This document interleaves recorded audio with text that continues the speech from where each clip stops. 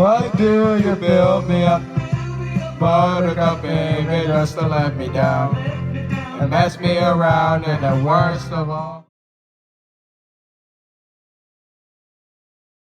What is going on, guys? Today I will be unboxing another Nanocoaster model. This time it's of one of my most anticipated coasters to get on that I'll be getting on later this month. This is Mako at SeaWorld Orlando. I cannot wait to get on this thing later this month, and so I thought I'd get a coaster model of it to show my anticipation for it.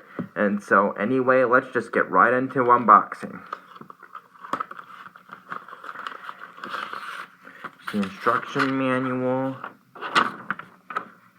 Ooh, another easy Nanocoaster model.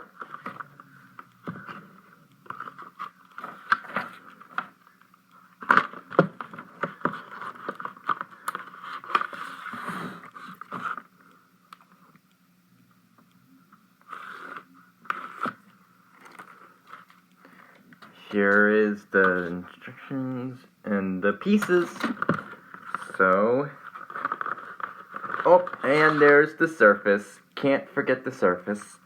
So, stay tuned for tomorrow, which I will see you then when I actually build this thing.